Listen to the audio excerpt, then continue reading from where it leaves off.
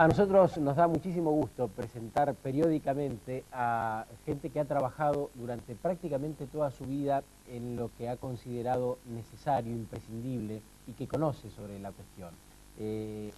Raúl Aramburu nos acompaña hoy, es ictiólogo, es uno de los primeros que ha trabajado en un catálogo de peces en la Argentina. ¿Cómo se hace ese trabajo? Bueno, si puedo hacer un poquito de historia, el grupo, el peces, el clase de los peces, digamos, es muy extenso, ¿no es cierto? En el mundo hay 25.000 especies, en la Argentina nomás hay más de 600 de mar y 600 de agua dulce. Y acá, durante mucho tiempo, ha habido contribuciones de gente local, pero el mayor acúmulo de información nueva, digamos, a partir de nuestra ictiofauna, es hecha por norteamericanos, por austríacos, por los franceses, en fin. Así que había una dispersión total de esa información. Lo cual dificultaba mucho, naturalmente, sobre todo para iniciarse. Ya, bueno, están en la lucha, se supone que están más o menos. Como nosotros, y con la participación, bueno, mía con el doctor Ringelet, que es un profesional excepcional dentro de las ciencias naturales, y por nuestra actividad didáctica, empezamos a hacer apuntes para clase, empezamos a hacer 2 libritos o libros, uno de peces marinos, otro de agua dulce. Trabajando en compilación, fundamentalmente, de lo que Trabajando en actualizar un catálogo en el cual figuraba dónde estaba la descripción original, todos los datos de distribución, los nombres correctos, un ajuste de toda la parte de nomenclatura, digamos, científica, que es a veces un poco engorroso, ¿no? Y luego eso, con esa experiencia, a los varios años, publicamos un libro con la colaboración de la doctora Armonía Alonso sobre los peces de agua dulce de la provincia, de la Argentina. Con tamaña variedad de peces que usted ha citado, ¿cuál es su preferido? ¿Ha podido hacer una elección? Mi preferido. Y si uno dependiera del gusto, diría los que tienen mejor sabor. Pero no, tenemos una fauna extraordinaria. Y son pocos los que se conocen popularmente, el surubí, ¿verdad? el dorado, Claro. el pirapitá son peces fantásticos. No envidian a ninguno del mundo. ¿Y de mar? Bueno, de mar económicamente habría que pensar en los 3 pilares de peces marinos en la economía, ¿no es cierto? Que es merluza, caballa y anchoa, o sardina, lo que se enlata acá como sardina. ¿Qué conoce usted de la depredación del mar argentino, de la cual tanto se habla?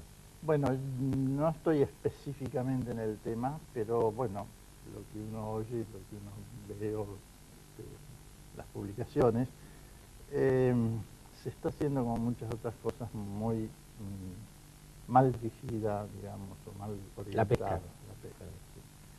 En este momento entiendo que hay una extracción inmensa de caudal íctico por parte de naciones extranjeras y además con esas factorías que son. ¿Se han perdido especies? No, hay muchos casos que ya está demostrado que hay cierta sobrepesca, es decir, que se está sacando más de lo que se debería, lo cual, bueno, en el tiempo puede tener con sus, digamos, consecuencias malas, ¿no es cierto? No, perder especies no creo.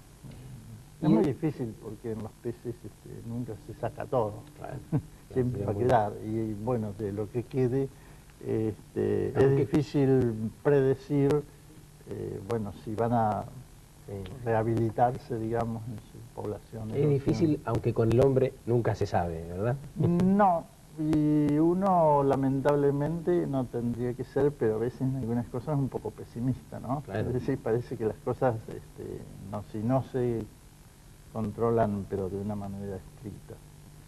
Y del ambiente donde se desenvuelven, seguramente en la época que usted los estudió, especialmente los del río, no existía la contaminación de ahora, ¿no? No. Yo diría que contaminación así grave en lo que hace a peces del río es serio el Río de la Plata. pero el Paraná es un ambiente excepcional. ¿Y cuando llegan las represas? Ese es otro tema. Ese es otro tema que no se tiene en cuenta el destino de la fauna o del contenido vivo del agua. Porque una represa cambia totalmente el ambiente. ¿Cómo podría graficar qué es lo que ocurre en un ambiente de esa belleza que acaba de describir usted cuando se le coloca un agente externo tan poderoso como una represa?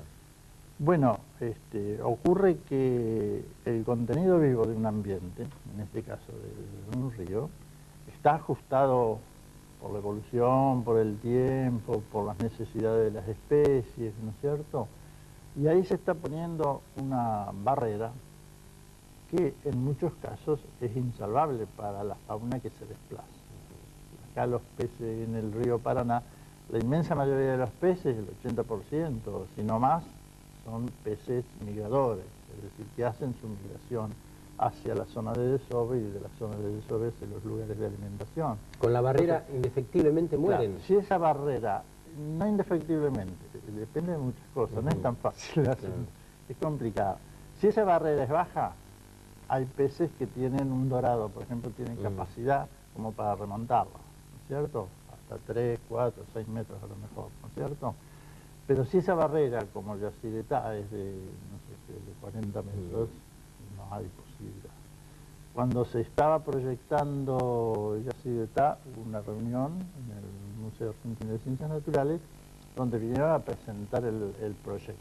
Claro, los que lo presentaban estaban totalmente a favor del proyecto. Entonces, uno de los temas fue cómo se evitaba que significara una barrera propiamente para los peces, ¿no es cierto?, en ese lugar. Y bueno, nos explicaron todo muy detalladamente, que se hacía por 4 sensores, que se hacían entrar los peces ahí, que se subían. Y muchos, yo creo que pensamos que esos peces hay que enseñarles antes, que aprendan a leer para que para tomar el ascensor. Un planito de cómo subir y demás. ¿Y qué siente Sí, cuando...? pero no se tuvo en cuenta, se hizo. De esos 4 sensores, según me he enterado ahora, se hicieron 2, de esos 2 funciona solo uno. Y por delante y por detrás del embalse hay unas mortandades fabulosas. ¿Y qué piensa usted, que ha trabajado toda su vida con los peces, cuando a pesar de las advertencias se continúa con las obras? Bueno, pienso que en realidad en lo que hace a biología o a ciencias naturales es muy poco lo que se consulta. En lo económico sí, hablan y arman y demás, pero no se consulta, y si se consulta, muy frecuentemente no llegan esas El resumen opiniones. sería, los números cierran, la naturaleza y la vida de los peces en este caso no, ¿verdad? Claro, claro. Por suerte, digamos, y de acuerdo a lo que se conoce por los estudios de migraciones que realizó el Instituto de Limnología de Santa Fe con el doctor Bonet en su momento a la cabeza, se supo realmente, porque el problema también es que si se sabe realmente, primero las cosas hay que estudiarlas y después resolver. Bueno, se pudo saber a partir del año 46, 10 años siguientes, que los peces principalmente del río Paraná hacen migraciones, pero no son de punta a punta, digamos, del ambiente. Son migraciones de 200 o 300 kilómetros hacia el norte y 200 o 300 hacia el sur, ¿no es cierto? 400. Es decir, que no es toda una masa que va para un lado y viene para el otro, sino que son como fracciones de la población, ¿no es cierto?, que hace su migración. Una del Río de la Plata hasta el Paraná Medio, otra del Paraná Medio, en fin, todo es escalonado, ¿no es cierto? Quiere decir que una barrera, como puede ser el Yacyretá, está impidiendo el paso en un lugar, no en todo. Exacto. Y las especies principales, bueno, están distribuidas en toda parte. Así que en ese sentido, dice, no es que se va a terminar todo. Raúl, ¿no? quiero agradecerle su sabiduría. Lo que se terminó es el tiempo nuestro en el programa, pero bueno, si no le incomoda, lo tomaremos como casi consultor de estos temas, porque nos encanta saber y aprender un poco más de ellos. ¿Le parece que puedo ser útil? Bueno, por supuesto. Muchas gracias. Siempre, gracias. Nosotros vamos a encontrar en 7 días nomás en TN Ecología. Los esperamos con mucho gusto. Chao.